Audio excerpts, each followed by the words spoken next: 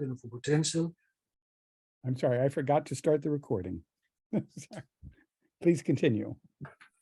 All right. So should I start from? No, should I continue, right? Yeah, this is fine. So these systems we can understand, we can, forget, we don't have to solve equations for the field. We simply have, in most cases, to just add the gradient of a potential in the dynamics of the particles. And since this is a turbulence group, I'm sure most have recognized that the Euler equation is just an example of such a field theory with the pressure playing the role of potential, although we still have to solve the Poisson equation for pressure in this case. Now, this is quite old stuff. I mean, it comes from the time of Newton, but it is not at all worked out stuff or a very completed part, because these theories, because of their non-linearity and non-locality, they create fluctuations over a wide range of scales, which are not understood completely up to this point. So since particles are just, they don't have an internal structure, all of this theory, it resolves around the choice of V. And although we can start with a simple V, like a Dirac delta function, this is not complex enough for polymers. For polymers, we're going to need today a more complicated potentials, like the Lennard-Jones potential. Just a few things about the Lennard-Jones potential. It actually has two parts. One is a repulsive, hard sphere part that actually goes like r to the minus 12, and an attractive longer range part, which is the van der Waals part, which is r to the minus 6. You notice that I say longer range and I don't say long range, because all of the Lennard-Jones potential is basically a short range potential. So there are no long range interactions with this potential. In simple fluids, these fluctuations that I was talking about, they can be kinetic relaxation processes, which is an example of microscale fluctuations. And hydrodynamic turbulence is an example of macroscale fluctuations. It is, however, quite an accident that we can separate those two range of fluctuations simply because we have a gap between those two in simple fluids, and we can actually do hydrodynamics. As I will show you today, this is not the case for polymer fluid dynamics, and that's one of the reasons why we have the difficulties with this topic. So to proceed then, so that's basically something like water or air could be described with what I just said before. And in order to proceed towards polymer fluid dynamics, we have to add a little bit more structure to these systems. So our first step then, it is to consider a Hamiltonian with a mixture of particles. So we will have light particles and heavy particles, which interact with the Lennard-Jones potentials. That's what we can call colloidal systems. A polymer system is by default a colloidal system, so everything I'm going to say from now on, it applies also to polymers. So this simple addition, it makes an enormous difference. And in fact, it created a new type of mathematics. What we call stochastic actually originates from this addition there.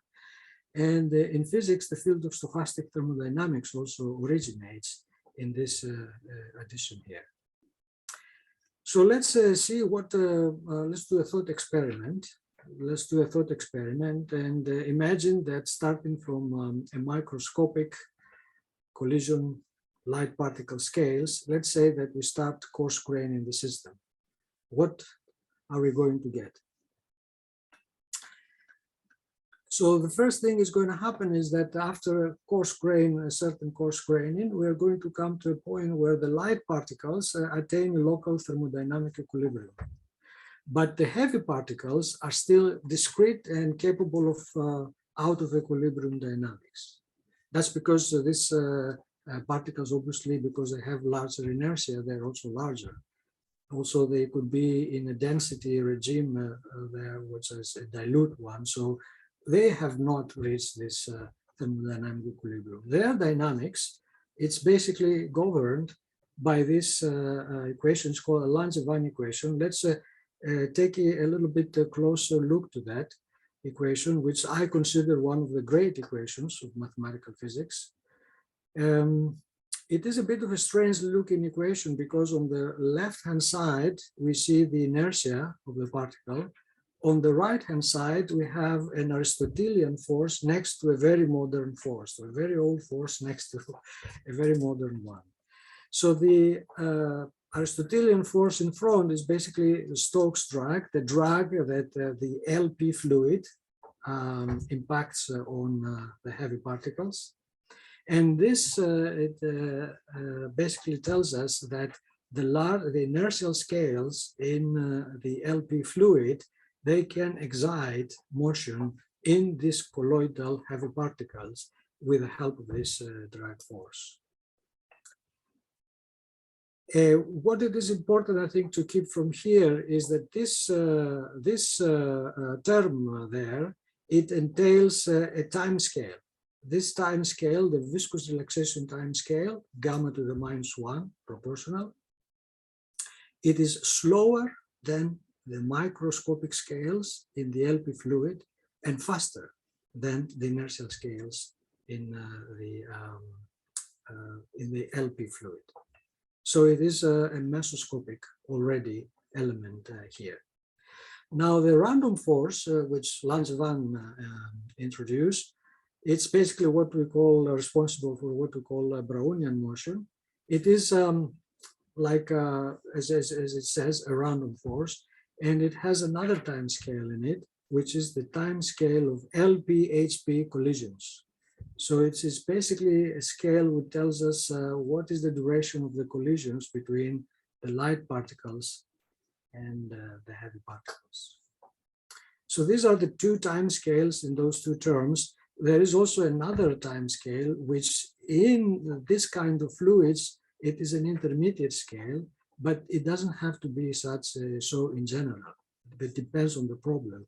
But for the problems we're going to be dealing today, there is this mean free path time scale, which is between gamma -1 and the collision time scale I talked before. Now let's go to. Excuse me, I have a question? Yes, go ahead, please. This W, it's you really just to be clear, it's V dot particle goes as W, not W dot. No, not W dot. No. Okay. So this W T. So it's diffusion in velocity space, not diffusion in physics. So if I dropped out the other terms, the FC and the gamma, I would have diffusion in velocity space. Yes, it means that basically WT is a white noise. If you integrate this, you're going to get the Wiener process. So to get basically the trajectory of the particle. So WT is a white noise process.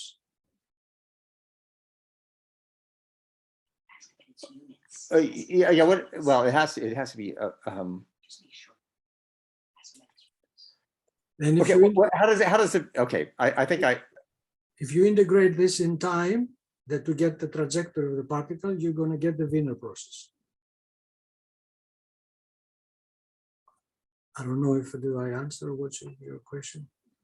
I was hoping Greg was going to jump in and help me. How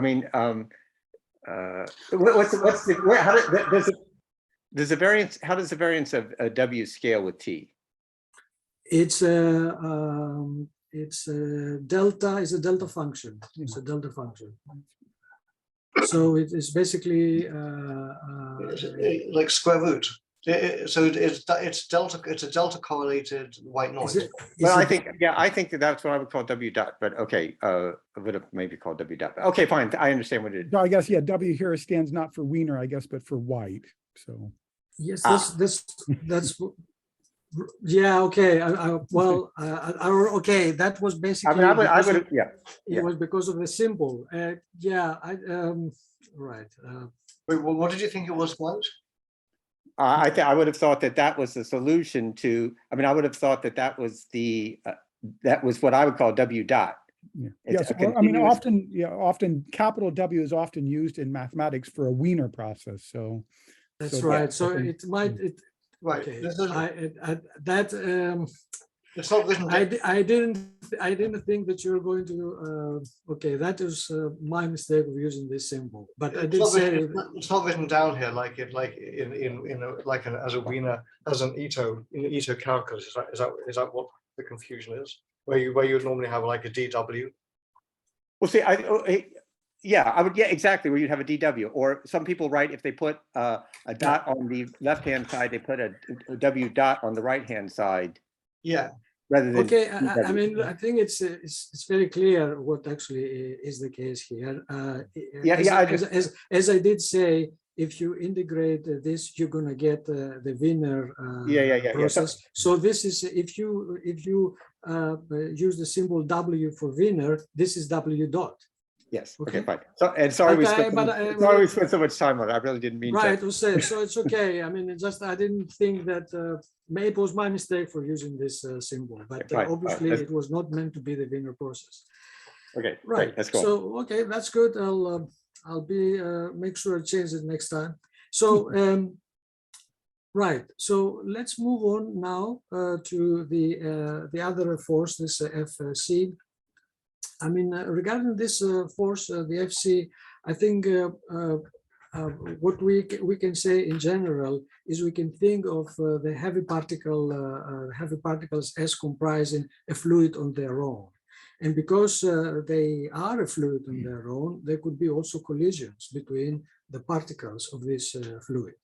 Remember that this equation is now coarse-grained, so the collisions are not going to be at the atomic scale. So we can use elastic or elastoplastic continuum mechanics to understand these collisions.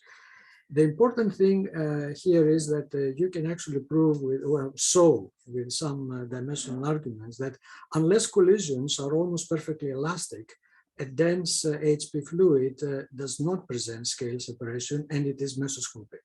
So there is a mesoscopics for a very dense HP fluid, and for a dilute HP fluid, we already saw that this scale gamma -1 is also mesoscopic because it is slower than the microscopic scales in the light particle fluid, and of course it is faster than, depending also on the value of the viscosity and so on, than the inertial scales in the light particle fluid.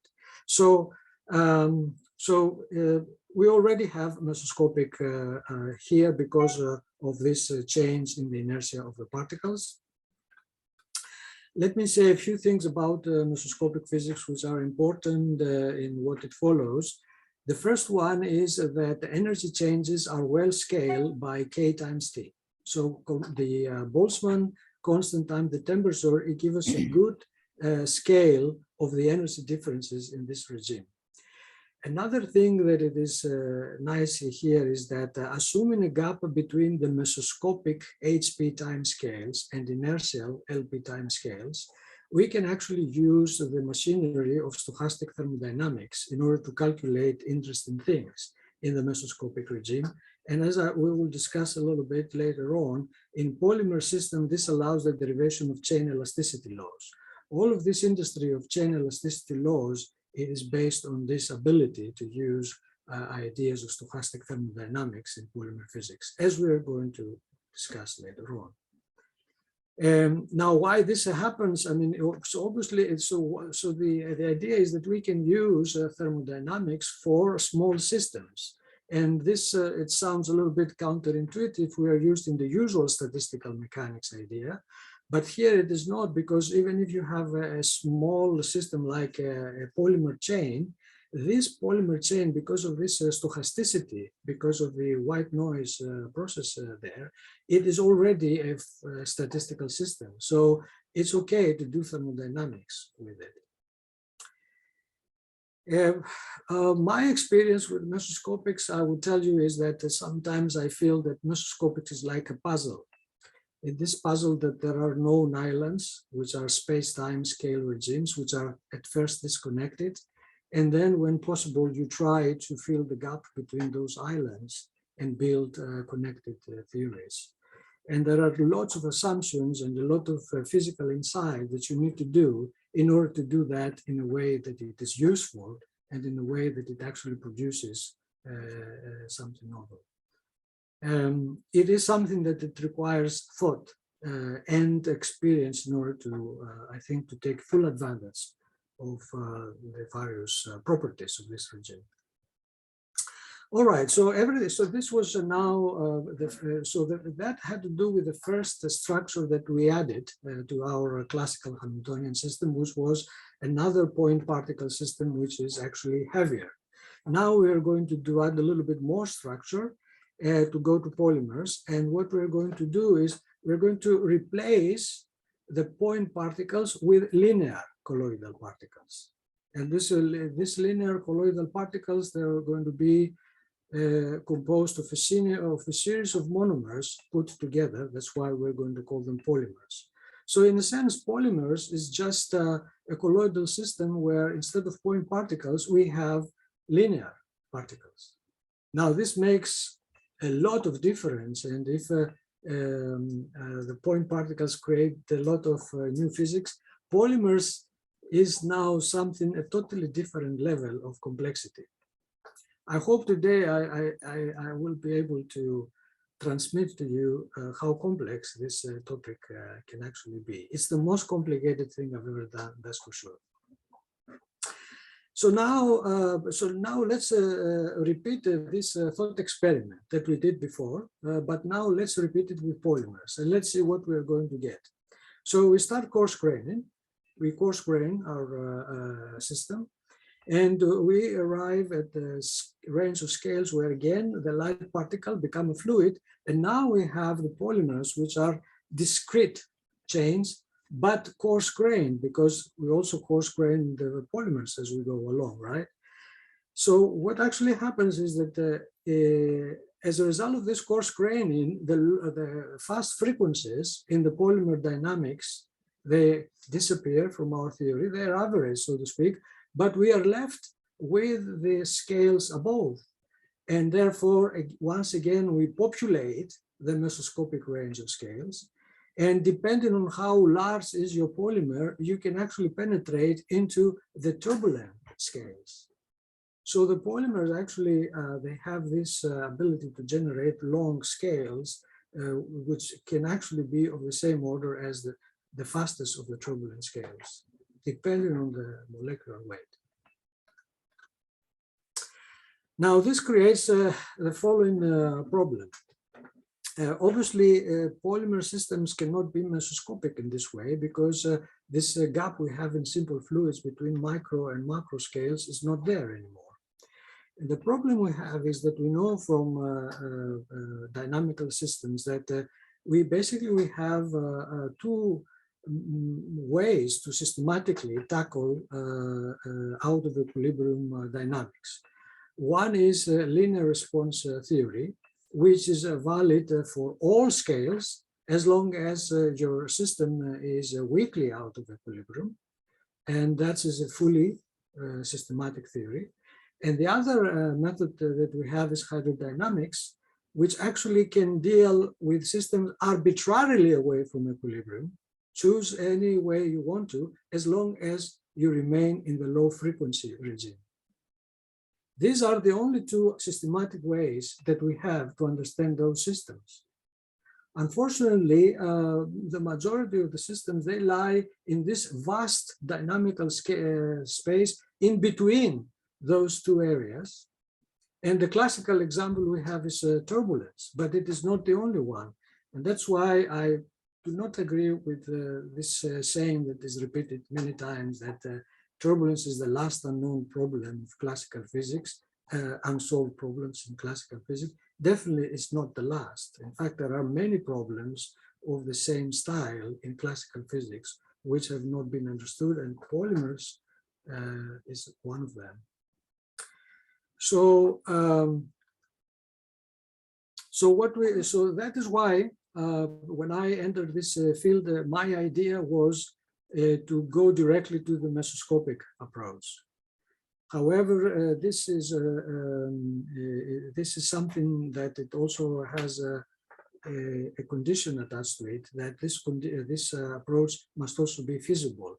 True, it is from the physics point of view, is what you would like to do, but you also you would be able to calculate things with it. So I'll try to cover this as much as I can, perhaps in my talk and perhaps also in our discussion later on. But this sentence, I would say, if you remember something from my talk today, is basically those two lines, because choosing the right scale is very obvious. So why not choose also microscopic, for example? The question is if your choice actually can do the job. I think mesoscopics can do the job now, but it will need some research to be there. So anyway, before we move on, I just want to say that one important thing about about polymers that we should remember is that polymer fluid dynamics is not one science. There are many sciences, and we can go from one science to the other by playing with the polymer particle number density.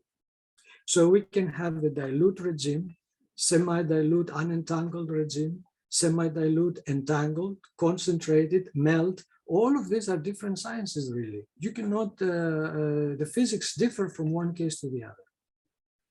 And one of the key characteristics of polymer physics, the one that actually is very important in understanding its dynamics, is that topology and geometry are very important in polymer systems. They interact with physics in ways that I will discuss them later on, but the topology in particular, it creates topological constraints to polymer motion, which actually merges and interferes a lot with the physics of these flows. And for those, since we're now here in the turbulence seminar, the situation is opposite with vortices, because when two vortices come together, topological change happens and some new motion emerges out of it. When two polymers comes together, topology actually constrains motion because it has to be preserved. So in vortices, topology changes upon encounters. In polymers has to be preserved, and that is all the different. That's why all the analogies between polymers and vortices, they're not, in my opinion, they're not sound. These systems are very different with each other. Right. So I think now we are already. I mean, we just covered lots of the basic physics in these systems. So let's do some mathematics now. I mean, what we did is already very mathematical, but it was a little bit without any symbols. So I'll just put some symbols there here. Okay, so the mesoscopic polymer fluid dynamics model that I used in these animations that I'm going to show you, these results that I'm going to show you, is that we have the LP fluid. And this LP fluid can be described by the Navier-Stokes equation. So incompressible Navier-Stokes equation, here it is. It's basically the usual Navier-Stokes equation, except the last term, rho x, which is basically the forcing of the fluid because of the polymer. So the polymers force the fluid forces the polymer, the drag force that we discussed, the Stokes drag we said before. And because at this, we are talking about now a coarse-grained system, at the scale of the fluid continuum, the polymers appear like lines. And that is why this rho x there is basically a delta function along the polymer contours. It doesn't have any space dimension at the scales that we are considering our problem. So so that's the easy part. Now, when we go to the polymer part now, here we have to be a little bit more careful in the disentangling the different forces on the polymer and the various physics that they come with it. So for the polymer chains, we are going to use Langevin dynamics, as we mentioned before. And the actual equation of motion, it has a number of forces that when added together, of course, they give us 0. So let's start with the force. Before we move on and we identify the various forces here, let me first say that the polymer chain model is not a model of an elastic string. I mean, what I mean is that, for example, if you go to suspension of elastic strings, real elastic strings, you can use something like slender body theory, right? Have some elastic strings. And then if you want to do a numerical analysis, want to calculate with this model, what you do is you can basically discretize it, right? You can just do some numerical analysis and solve it. That's not what we do in polymers. So what you see here in this Langevin equation, the first thing you would have noticed is that there's something is wrong with this equation, because I am using an ordinary derivative for inertia, while as I said, the polymers are linear particles, so we should actually have a field. Therefore, we should have a partial differential equation, right? So, so we do not work at this level. I will explain why we don't work at this level, because with the bit spring model that we are using, we are capable of putting some physics into this model that it wouldn't be easy to do it otherwise. I think that probably someone in the future should actually be try a little bit to have some different type of polymer modeling than the bit spring model. But at the moment, I would say the bit spring model, it has some nice features that we will discuss now. So before we see the actual forces here, let's say a few things about how the polymer model is actually built. So here is a calculation with one of the first actually that I've done, which actually shows a polymer chain in equilibrium. There's no flow, just we put it there. We use, so you see this red dots there, these are called beads. That's basically the polymer is discretized into a series of beads, and each of these beads is a colloidal particle. That's why you see this random force basically jiggling around the polymer. And the connection between these beads, it shows that this is not just a colloidal system, right? It is really a connected system of beads, and we have these additional elements of geometry and topology which do not exist for ordinary colloidal systems. So what are these beads and what are these lines in between them? Let's discuss this because it's very important. So when we say that we discretize a polymer in beads, what we mean is that we take the full polymer and we divide it into a number of segments. You might say, is this an arbitrarily? Would you do this arbitrarily? No, we don't have to do this. Well, if you want to do it correctly, you need to make your choice based on how fast is your flow in which you put the polymer.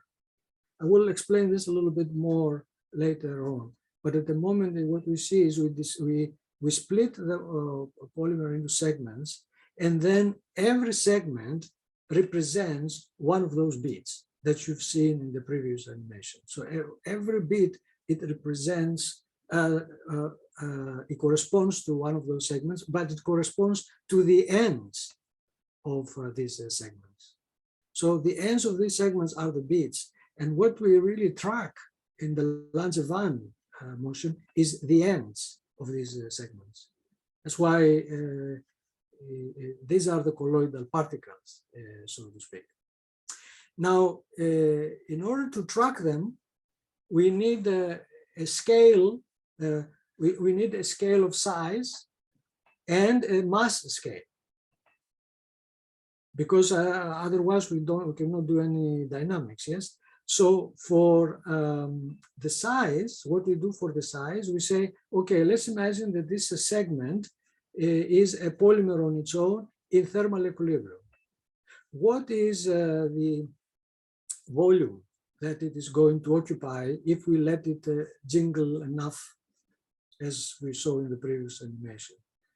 This is going to be a sphere, because obviously in equilibrium, there's no particular direction that it is basically promoted, yes, preferred. So what we are actually doing is we actually use as a size the area, the volume that it is basically occupied by this segment. So why is this important? It is important because you remember that when you calculate a drag, you need the size of the particle. So you need to inform the model what is the size of the colloidal particle which corresponds to the bead. The mass, I guess it will be easy to see, this will be the mass of the segment. Yeah? So that gives you a mass scale. Now, there are, of course, this is what I just want to say is that this is a heuristic model. It's not really something that comes out of some numerical analysis of an elastic equation. And so it's a heuristic, and the fact that, for example, it is not, you cannot really criticize it harshly, is because obviously you use an equilibrium physics to have the size. But once your polymer is inside the turbulent flow, it is strained and so on. So you wouldn't expect your chain to be spherically, the segments to be spherical, right? It should be deformed. But we use this as to parameterize the model. And that's okay, taking into account the accuracy of the experiments and the accuracy of the predictions. But I just want to say that let's be a little bit vigilant about the state of these models. And that's why you see I always use the word model. It's not just to indicate this thing. So now we are ready to understand what it is going on in this Langevin dynamic. So we have the beads, which are the ends of these segments. We can track those beads because we have a mass scale that can give us inertia. And we also have a length scale with which to calculate drag. But the force that actually dominates this dynamics is elasticity. Now, it's important to understand that elasticity is not something that the polymers they have as such. I mean, if you just manufacture a polymer, it's not elastic. Polymers become elastic once you put them inside to interact with a thermal bath. That is, with you put them inside an LP fluid and become elastic. And this elasticity, it has to do with the internal structure of the polymer. Basically, if you look at the polymer, you see that there is a backbone of bonds, and the polymer elasticity has to do with the fact that parts of the polymer rotate. They have they create torsion angles relative to each other, and these torsion angles create conformation in the polymer that were not there before. These torsion angles, for example, can be transitions are excited by collisions with the thermal bath molecules. Give the molecule the energy so that a transition happens from one torsion angle to the other. a person who doesn't know that and just concentrates on the two edges of polymer segments, he sees these two edges are moving as if there is a force that acts on them. There's no real force, as we are going to discuss soon, outside the fact that what happens in between those two segments is basically creating a number of conformations for the polymer, which is consistent with those two ends that you see there. Now, this is an idea that it requires a little bit more of a little bit more of penetration. So I'm going to take some time now. I think we have time. And I'm going to explain exactly how this thing works, because polymer elasticity, I would say, is one of the key things we need to understand how it comes about. Spring elasticity, then the elasticity of the springs of these segments we talked, it's obtained with stochastic thermodynamics, and it usually assumes a gap between the spring relaxation time to a steady state and the fluid rate of strain scales. It has to be that in order to use this thermodynamic formulation. So let us see a little bit how this comes about.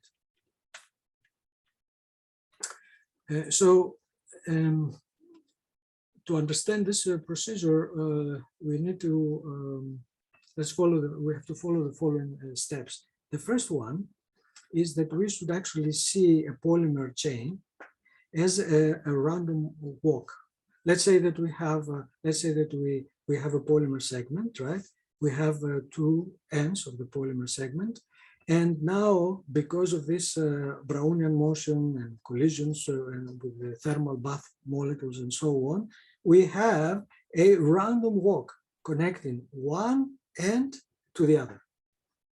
So if we consider, for example, the monomer number as a time, what we have really is a stochastic process connecting one end with the other. In fact, such polymer conformations are also fractal, ideal fractals at the scale that we consider them. Now, because we have this stochastic process, we can compute the number of chain conformations which are consistent with a specific chain-to-end distance. So this is like, I hope you, I'm sure you're familiar with this idea of the entropy, that entropy actually, it counts the number of microstates which are consistent with a particular macrostate. So the macrostate here is the two ends of the segment. That's the ones that we observe. The microstates are the chain conformations in between that they are consistent with those two end-to-end segments. If I count those, I can get the entropy of the particular end-to-end distance. That is the idea. That's half of the idea. The other half is that, we know that what is the choice of entropy? Functional. Now we know that an entropy functional, it has the property that if you optimize it, it should be able to give you the probabilities of the macrostates, of the microstates. And the Boltzmann and Gibbs entropy, it does this very well for certain systems, not for all systems. Not all systems should have the same entropy. For example, vortex systems, there are very good reasons to think that they should not actually obey Boltzmann-Gibbs entropy. But for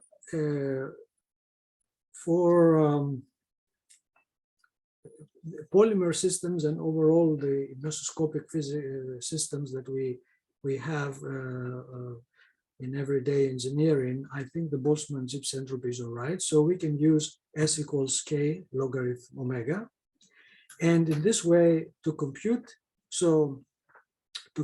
S from the omega, and then we can insert this into this free energy term U minus Ts. And here comes the fact that we do this only for one single polymer. Yes, that's what we spoke about, the ability to do thermodynamics on small systems. We do this for a simple single molecule. And then what we can do is we can differentiate F with respect to the end-to-end distance and get force. That's elasticity, that's polymer elasticity. But if you basically watch a little bit closely, you see that this elasticity, it doesn't come from U, because U is the actual Lennard-Jones energy. And this Lennard-Jones energy, it cannot really be very important in varus conformation because it's very short range. Especially in ideal chains, for example, there is an absolutely zero interaction between different parts of the chain. Most of this variation comes from S, from entropy. And that's why people say that elasticity in polymers is an entropic thing. It is not related to U, but to S. Right. Okay, so then based on this logic here, you can do variations of this depending on what type of chain you have and what type of stochastic process you have. And what we did in our models, the ones that we are using, we have basically a composite law of elasticity, where we use a different elasticity when the chain is relatively short, that is not extended a lot, the so-called Pincus elasticity. And when the chain actually extends close with the large distances, close to its maximum length, right? We basically use Finney elasticity law. Now, each of those laws, it has to do with different type of random walks along the polymer chains. So, for example, the Pincus law that corresponds to the so-called real chains, it has to do with the Flory chains. Flory was created a new kind of fractal along the polymer by assuming, not by assuming, but by taking into account the fact that when two parts of a chain comes close together, they tend to be repelled. So they cannot really occupy the same, they cannot cross each other. Something which is not true in ideal chain, and that's why you get the hook elasticity there. So it is very important what type of stochastic process you have, a random walk you have, because then goes into all this, it affects omega, S, F, and your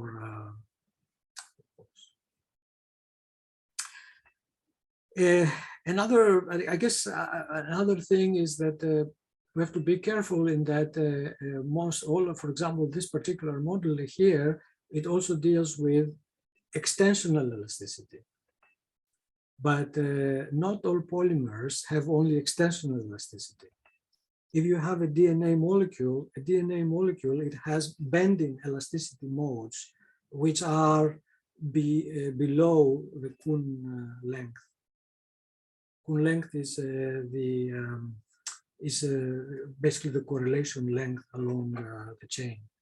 And this actually creates the so-called worm-like elasticity model. So elasticity in polymers, it can be extensional or can also be bending elasticity. So these are also important when you choose elasticity law for a particular molecule. And the other thing is that this new component, this new exponent that you see there, it is basically a component that is related to the fractal dimension of the polymer. So 1 over nu is the fractal dimension of the polymer. So there are a lot of things for people who love these things, you know, like fractal geometry, stochastic processes. There's so many things that one can find here. Actually, I find it an amazing topic, although I don't have a lot of time to work on it lately. Okay, let's now, I think time passes by. So let me now say a little bit about the hydrodynamic drag and the thermal fluctuation forces. So basically, this is now, the key thing is the following. If you have a point particle colloidal system, you can think of this particle in the dilute regime, and you can actually use Stokes' law to compute the drag, although without you know, the simple particle Stokes' law. That's okay because it's dilute. In polymers, you can never do that because even if the system is dilute, right, the only thing it means that there is no interaction between chains, but the chains themselves are multi-particle colloidal systems. So to use just the Stokes drag for a single particle on a bead is not correct. In fact, that's what Rouse did, the so-called Rouse chain, but the Rouse chain cannot be used, the Rouse theory cannot be used for dilute solutions. It becomes important once the solutions become entangled or concentrated because hydrodynamic interactions are screened when the polymers penetrate each other.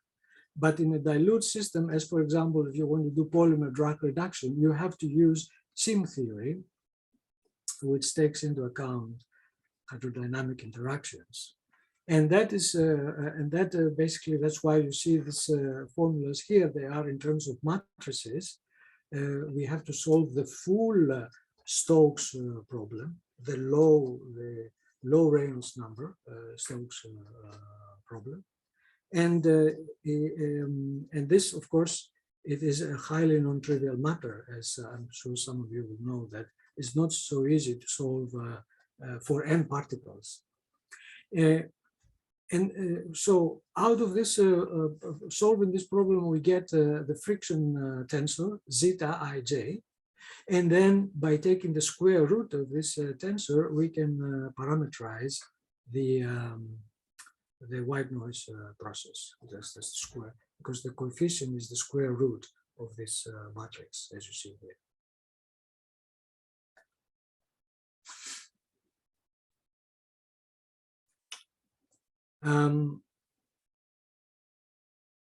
And F is a Gaussian white noise process, as we already discussed. And here I say again, whose integral is the Wiener process. I think we clarified this issue that we had in the beginning. Now the other forces that we have, Greg, I see the time is passing by. How much time do I have? Well, how much more do you have? Not much. I would say 5 slides. Okay, so I mean, I guess we can go on until another half hour. I mean, it would be nice to leave some time for questions. So. Okay, I'm just going to go fast then. Okay. Okay.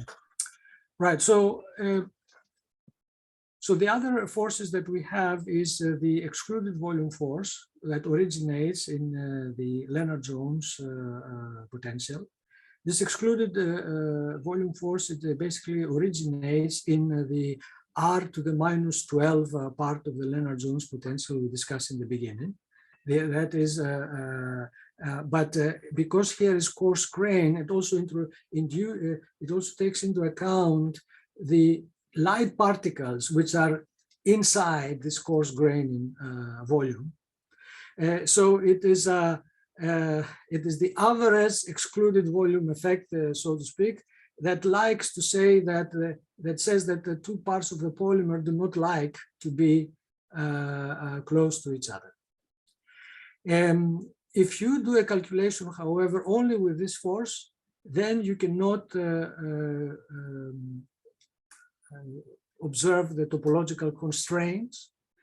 And that was my contribution to polymers, because when I entered this field, there were so amazing works. And although this coarse grain polymer model is something that I did eventually with my own parameters and so on, the truth is that it was nothing really new, because there were so many nice works before that I took advantage of. But this particular thing with the topological constraints, that is something that we did back then in UCSB. And it is a geometrical approach which actually detects entanglement between chains, and then it tries basically to observe this entanglements as dynamical factors in the motion. So here's what I mean is that when two chains come together, you shouldn't allow them to pass through each other. If the only thing you do is to add excluded volume forces on the beads, you cannot achieve that. It's easy to see that if you put forces, excluded repelling forces between those beads that you see here, this doesn't mean that the chains are not going to pass through each other. The beads could actually be repelled, but they could still pass through. To stop this from happening, you need some really tough computational geometry. That was, I think, the most difficult thing I've ever done. The algorithmics that are related to this thing are very complicated. Let me show you some tests of this idea. So the idea is to create chains that actually preserve the topology. So this is a test, the first test we did when a chain is, what happened here? So it's basically a chain in thermal equilibrium.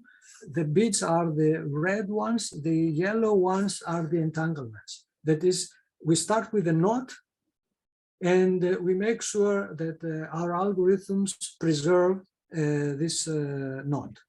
And here you see every time the knot tries to untangle, this yellow entanglement appears and it preserves the knot. And then we did some calculations with actual strain fields. I think up to this point are probably the only calculations existing that to do this thing, because that is, it's not because it's difficult from one to create a knot with molecular dynamics and do it, but not at the scales, or at these scales, which is basically we use real macroscopic strain fields and we go to long times. Here is a granny knot between two chains subjected to a uniaxial extensional flow field, and which actually tends to separate the chains from each other. And you see how the entanglements there, they keep those chains knotted. Okay, so that one chain is the red one, the other chain is, just now I'm going to, the only one thing that here I have a number of methods, I don't have time to go through them, but one thing that perhaps I would like to say here is that polymer fluid dynamics is a very tough problem. I call these problems NSCP problems, that is nonlinear statistical computational physics, because in my mind, those three things always come together. And my advice to younger people or to people who would like to start research here is that they should not ever separate physics from numerics and algorithmics when you do this business, because they are a whole, they should be considered a whole. And if you separate them in your mind, you might come in front of some unpleasant surprises, like, for example, choose a nice physics model and then realize that you cannot do any calculation with it. Or you choose, you spend your time to do a computational geometry algorithm and then realize that your numerics aren't fast enough to take advantage of this algorithm that you spend so much time on. So it's very important that these are kept as a whole And at every moment of the research program, you think of all these three factors at the same time and in the way that they actually interact. Right now, what I can say is that what we really need here is ON, Brownian dynamics, and some advanced computational geometry in order to make this basically a tool for engineering analysis of even for complicated flows. As far as I'm concerned, it is something that it's been developing, but I know other people, they have done some magnificent progress in this field. And for example, ON, Brownian dynamics right now exist, and definitely they could be introduced into this topic. And finally, I would like to show you a turbulence calculation. I don't have time. I just wanted to, as Greg said, we do calculations with polymers inside the Navier-Stokes flow, but I will show you a calculation with polymers inside a vortex turbulence that my very good friend Tony Leonard and I did a long time ago. This model is a model which is basically treats classical turbulence as a quasi-topological defect system. Here is a calculation for a very high Reynolds number. This is now the vortices interacting with Biot-Savart you see how turbulence builds up, stretches, and so on. And now let me show you what happens if we put a polymer inside such a flow. Oh, something happened with this. Right, sorry, I cannot, it doesn't show, right? Is it? Yeah, no, the big finale, no, it doesn't. Okay, no. let me play it from separate, the outside. Let me play it outside.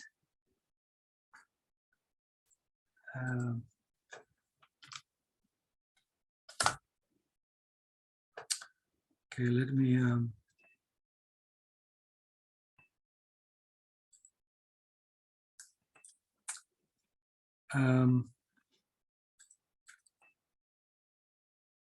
right, let me stop sharing and share now the new screen, which is basically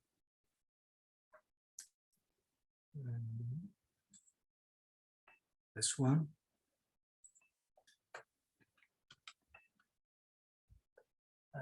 No, that's not the one. Sorry. So, okay.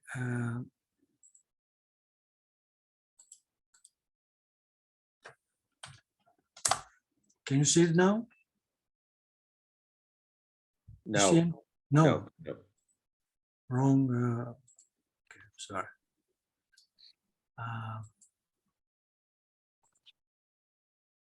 Okay, that must be now. I think that should be. Can you see it now, perhaps? No, we only see your terminal. We only see, we see the seconds counting in the bottom left, but we don't see the. You seem to be only sharing the terminal window. Yeah, that's what I try to do. So you do see a terminal window now, right? We see a terminal window.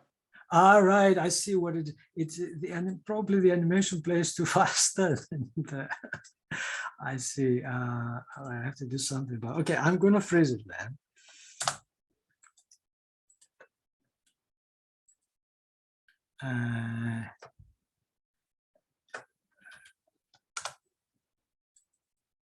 Sorry, but I just it doesn't seem to be working. Okay, let me see if I can do that now.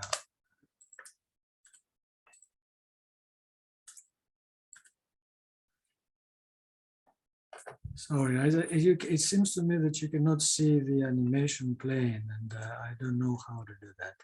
I have no way of. Well, are you not? Are you sharing your desktop, or are you sharing just the terminal window? I'm sharing the terminal window. Can I share that? Can I share the desktop too?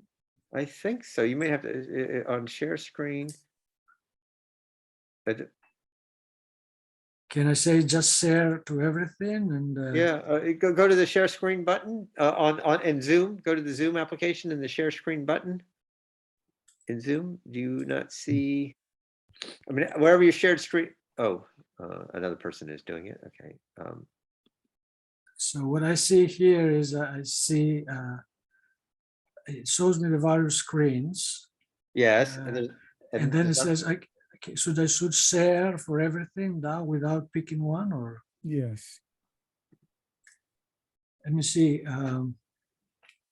well, actually, now we see your whole desk. Now that I look at that, we can see your whole desktop. So can There you we see go. that? There it is. All There right. it is. Okay, finally. Right. So let me explain a little bit this animation. So on the left is the vortices, and there is So a now we blue don't dot. see it again. Now we don't see it again. But Yeah, I'm just going to okay. describe it first, and then I'm just going to play it. So Okay. on the left is going to be the vortices, and a blue dot would be the polymer.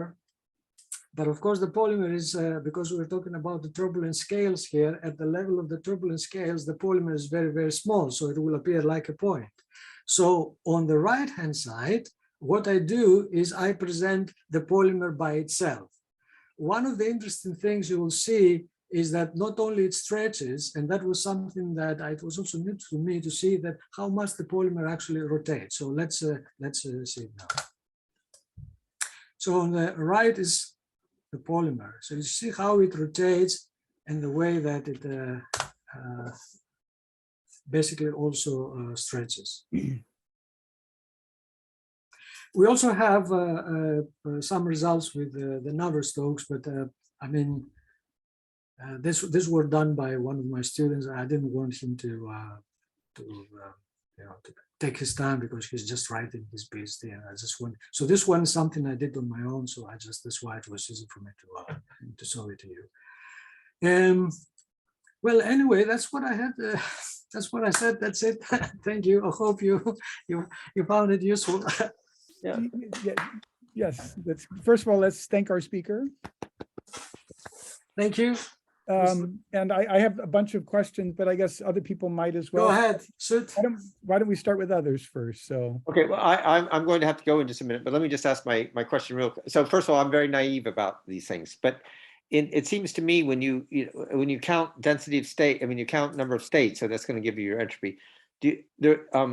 And then of course you referred to it could even be fractal. Was there discreteness taken into account? I mean, there's a discrete set of yes. carbon Yes, and angles too, that it can conformational changes. Yes. The discreteness takes into account because like the drunkard's walk, that every step of the drunkard. Yeah, here is this is replaced by the monomers. So you have a number of monomers along the chain. So each of the monomer is one step in this random walk. Yeah. Okay. So you can, it's a combinatorial argument, right? You just count all the possible ways that you can actually go from one point to the other. And these ways depend on your stochastic process. Yes. Sure. So Gaussian statistics are going to give you hook elasticity. If your statistics are not Gaussian and you have the Flory theory, you are going to get a nonlinear elasticity and so on. Okay, good. Okay, let me just say thank you. I thought that was a very interesting, clear talk, and I'll say thank you. Glad to hear that. Right now, thank you so much. Bye-bye. Okay. I have a question. So it's related to the last animation or the stuff you showed with the polymer in the turbulent field. Do you have any, do you have any data or information on what the polymer does to the, for example, energy spectrum or, for example, the energy spectrum? Yes, I'm computing those things now. I never thought of actually showing something because the talk was already too long, but what I'm mostly interested right now is I'm investigating the interaction between the polymer geometry and the strain rate, eigenvectors and eigenvalues to see the way that actually this stretching happening. But So you're more interested on what the turbulence does to the polymer than what the polymer does to the turbulence. Oh, I see. Yes. Well, that is something that I guess you would actually need a number of. You would, a single polymer will not be able to change the structure of turbulence, but we tried to do it step by step. Our algorithms are general. We can calculate as many chains as you like. We can calculate as complicated entanglements as you like, but we wouldn't like to go there from the beginning because we still do not understand what actually simpler things, the way simpler things are working. And we also need to develop some of these algorithms and numerics a little bit further. So for me right now, it's not so easy to go to the biggest problems yet, but eventually that's what we want to do. Okay, yeah, thank you. So any other questions? I had a bunch of them and I can jump in. I have to leave to start going to my class in about 15 minutes. So let's see. So I guess your models remind me a lot of those that in particular Michael Graham has used. Is the primary difference between his modeling and yours is with the entanglement? Is that the main difference? You can say that, Greg, because my bit spring model, it's a little bit, it's different than theirs in the sense that I have worked some of the forces from a different point of view and tried to get rid of all. I haven't shown you here that this model of mine has actually solved a long-standing problem in polymer physics, that it was able to predict the longest relaxation times of change without any adjustable constants. So it's a little bit different than theirs, but the major, in other respects, but the major difference is the entanglements. You're quite right. The entanglements, they're quite difficult to do.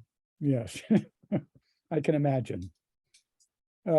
So do you have any idea that the entanglements might be important for turbulence? I mean, in what regimes? I mean, so of course, I mean, so if you look at very low densities, we still see drag reduction, the so-called low extent drag reduction regime. And could they be important already there, or? Well, first of all, what my calculations have shown that they are important in the relaxation of a single chain, in the sense that they introduce, they amend the longest relaxation time. This was something that it was not obvious to people. I remember when I left UCSB and came here in Britain, I was invited by many places to talk about this work. People here are more either in molecular dynamics or tube theory, so they were not familiar with bit spring model. And they were surprised by the fact that entanglements were important in the context of single chain. But it is not really surprising because when the polymer is stretched, obviously they cannot be of importance because a stretched molecule, the chances for different parts of the chain to come together are very small. But once the polymer relaxes and becomes like a blob, obviously you understand that there are lots of entanglements there. So my answer to your question, I don't think that it will be important when a single polymer is stressed is in a stress situation by turbulence. And I mean, we have results about the probability density function of polymer chains in turbulence. We have calculated these things. They are non-Gaussian. They have, they depend on the Taylor-Reynolds number and so on. But I would have thought that at first sight, the problem might not be so important when the strain, the Wiesenberg number is large and the strains, the polymers are strained for a single chain. Yes. And then. But once you get into the semi-dilute entangled regime, they become very important. Mhm. I mean, actually, there have been a number of experiments that have shown that even at relatively small concentrations, the relaxation times seem to be longer than what you would expect by assuming that they don't interact, right? That Yeah, but that's exactly that is in my paper. I just saw that Professor Larson, Professor Graham, because they were the people who were in this field when I just joined, and whatever I did in the beginning, it was by studying their works, but their methods could not predict the longest relaxation time. And in fact, they had to use adjustable parameters. With the help of these entanglements, we actually predicted the longest relaxation time very accurately without adjustable parameters. And because I was also a bit curious myself, because the agreement was such an exceptional agreement, and people were questioning whether the entanglements themselves do the thing. Some time ago, I asked one of the students that wanted to do a master's thesis with me to just try it for a very different molecule, because my work was with PEO, and he tried a very different molecule. And again, the agreement with experiment was very good. So I tend to think that this is a real effect and not an artifact of the algorithmics or that have been used there, because you always have to think in all three dimensions, right? When you do something. Are you talking about now relaxation times for a single molecule? For a single molecule. Single polymer. For a single polymer. Yeah, so there are some experiments saying also that the relaxation times at relatively low concentration, so this may go back to your semi-dilute limit. I mean, they seem to be starting to have interactions that extend the relaxation times. Right. Yes, but that's why, I mean, if you take a look at my slides, you will see that I have dilute, then I have semi-dilute unentangled, and then there is the semi-dilute entangled. So entanglements are consistent with semi-dilute. You don't have to go to the concentrated regime in order to have entanglements. So how do you precisely sort of characterize the sort of the critical concentration level for these different regimes? Well, it all has to do, and that's a complicated thing, and you need to basically to know how the physics of chains are in this regime. But the main idea is that you go from the dilute to the semi-dilute when you start having a chain overlap. That is when the chain, you find inside the wetted space of a single chain, you find segments of another chain. But in order to determine whether it is also entangled or not, this is a more complicated thing. What I do is I use tube theoretic arguments, which they have a lot of intuition and dimensional arguments in that. And it has to do with the size of the tube and the way that the size of the tube is of the entanglement tube. That is, it relates to other aspects of the polymer. So you have to use tube theory and compare the tube thickness with the unentangled polymer chain sizes. Okay, so in fact, I mean, the experiments that I was aware of are there considering the critical concentration the way you defined it first, which is just sort of the overlap between these spheres that give the equilibrium size. Yes, that's right. But that's the semi-dilute critical point. Exactly. The other critical with the entanglements, you can find them in my paper, Stochastic Chain Dynamics of Dense Polymer Solutions. I describe their entangled chain calculations, and I give the criteria with which you can decide whether entanglements are important or not.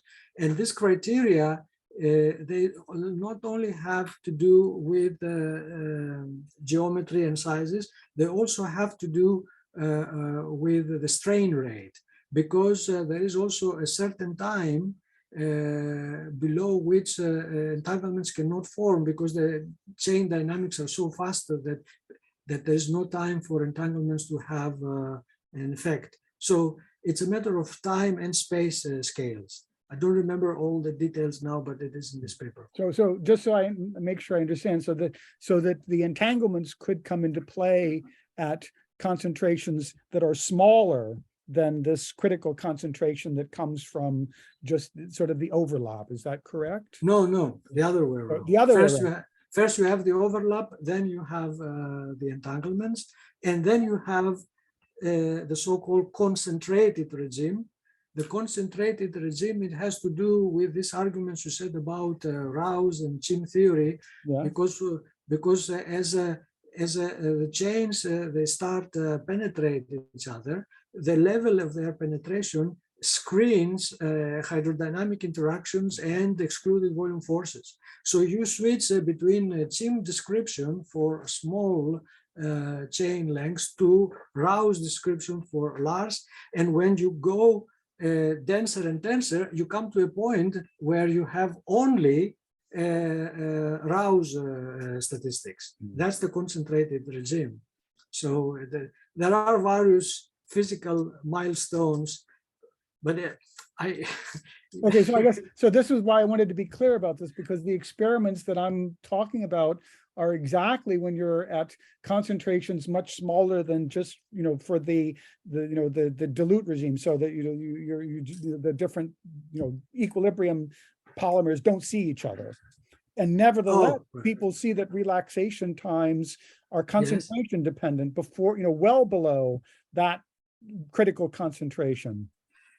That's interesting. I mean, that would be a nice thing to study with methods like the ones that I have. Yeah, so I'm just wondering if you had any insight about why this could happen. I can send you some of the papers and I tell you, I do have something that I can tell you about that. And in fact, that was the reason why we published that paper. There is this paper called Dynamics of Polymer Knots in strain fields. We saw that when the polymers are knotted, their dynamics is different than unknotted. So it is possible that if you have large molecular weights, you actually have knotted polymers. And the knotted polymer dynamics are different than unknotted. So that might explain, because in that paper we found that when you basically you strain the polymer knot, you find out that the time that it takes in order to fully stretch is different than if it is not stretched. So knots could be a reason. Okay. Okay, I'll send you these papers. Maybe we can talk. And about I'm sorry, Greg. And, that's exactly. But the only way that you can have knots is if you have entanglements. Of course. Without entanglements, you can have knots. So you see, it's not if you go to a tube theorist, their entanglements are not really the contacts between chains. They are statistical objects. They originate in this context, but there are statistical objects that is a higher level. While this method, it captures the individual contacts between chains. So a knotted polymer can be only because of those entanglements, but there is no connection with the entanglements of tube theory, which is something totally different. Okay. So I guess you didn't say much about boundary conditions. This was something that I asked you about in an email. I guess I know that Theo's not here any longer, but I guess he was interested in this also. So have you thought about putting boundary conditions into your calculations? And of course I thought, but I never had the time to do it, or right now, I like you, we have the problem that we work on different things. And I was working, look, I have a genuine interest in these things, but I don't have the manpower, Greg, neither the time to do it, but definitely I have thought of it, and the methods that I'm using, they can be extended there easily. The polymer dynamics is very easily to do bounded boundaries. You just have to add a force that expels the particle from the boundary. That's easy. The Stokes flow solvers, of course, you can do it for boundaries, no problem. And of course, the Navier-Stokes solver is well known that you can do it for boundaries a long time ago. So it could be done. Yeah, I guess, I mean, I guess the some of the experimental work that I sent you, the one paper, indicates that also the polymers change the boundary conditions for the fluid equations so that you get a much bigger slip length for the velocity field when you have the polymer than when the polymer is absent. Look, I mean, if that's the case, it should be able to predict this from a theory which actually has non-slip Navier-Stokes, right? Because this is an effect that it is not that it is a phenomenology, I guess. So if you actually take non-slip for the Navier-Stokes and polymers, it should be able to produce something that looks like what you say. But I don't think that it will make the boundary conditions for the Navier-Stokes non-slipper boundary. I mean, the light molecules should actually stick to the wall. Maybe the polymers do something there and they change it. Well, of course, we know that. I mean, in reality, there is a real. I mean, there is always a real slip length, of course, but it's very tiny. I mean, it's nanometers size, right? So the slip length, coming from kinetic theory arguments, is of order the mean free path length. So that's right. Do you think that the polymers might interfere with that? Well, I mean, according to the experimental paper that I sent you, they were claiming that you could get slip lengths up, much larger, orders of magnitude bigger than that, microns at least, but maybe even larger. So. Well, if that is if that's how it is, I think that perhaps a mesoscopic approach might not be the appropriate thing for that. You have to go to smaller scales, perhaps. Because well, I don't know how. I mean, ultimately, I guess my most immediate interest is in sort of the polymer drag reduction problem, and I guess it's not. I mean, people do see drag reduction with slip boundary conditions mainly to model things like bubbles and surfactants. But they have to be much bigger than that. So I mean, I'm not so convinced that this slip length, if it's present, is that important for drag reduction in any case. But, I wouldn't think so. Still pretty small, but. I wouldn't think so. I mean, when we have other major issues like the interaction between elasticity and turbulent structures, so I would say this is that's the most important, I think.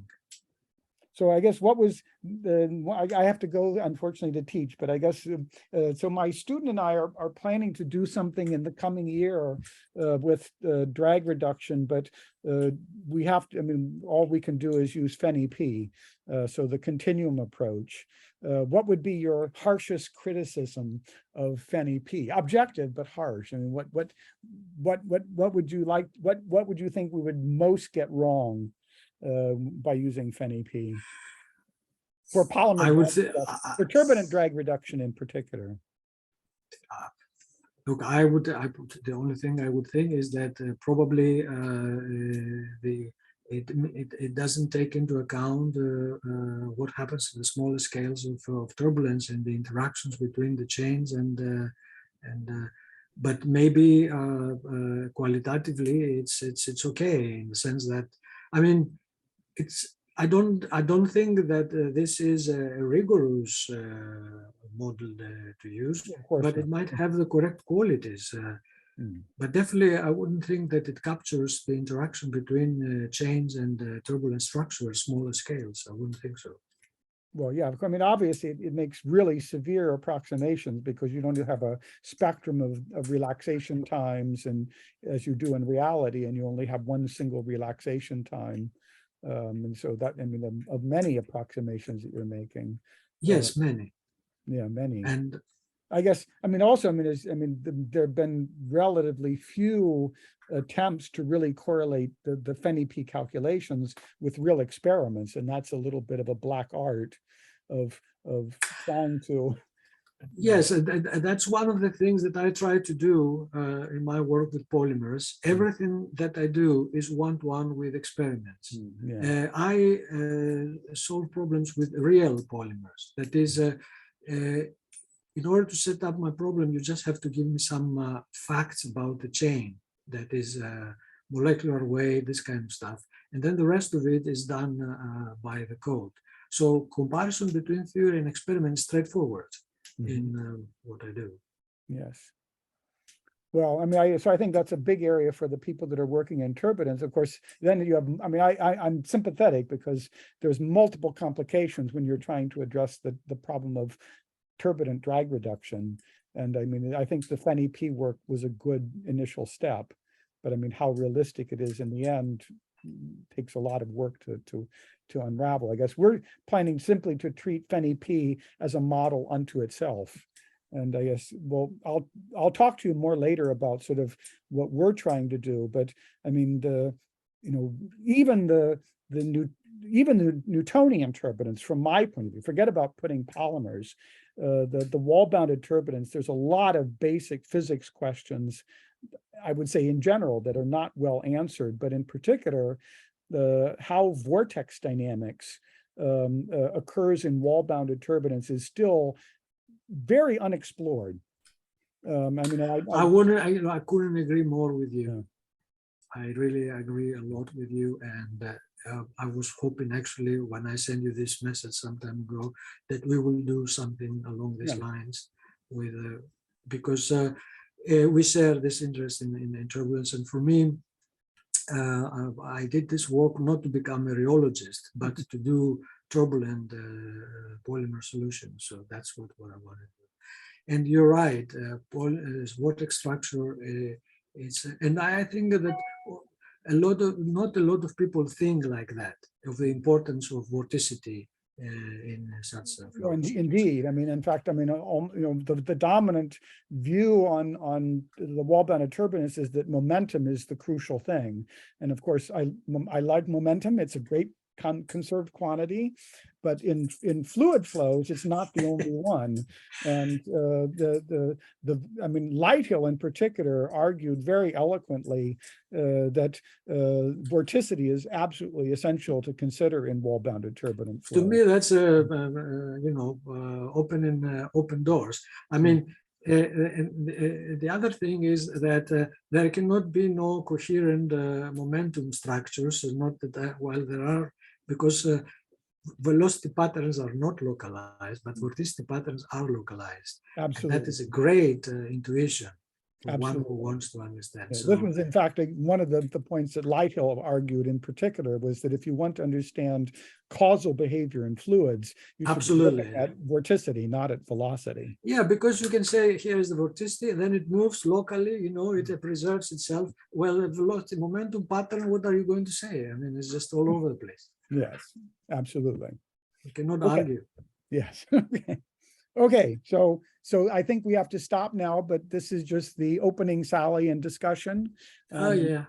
And we thank you for giving the talk. And I was really happy, Greg, to interact with you and your group. I really enjoyed it. And of course, we should, if we can do something together, I will be all too happy. That should be fun. Okay. Okay. Okay. Right. Let's keep in touch then. Absolutely. Okay. Take care. Bye-bye. Okay. Bye-bye.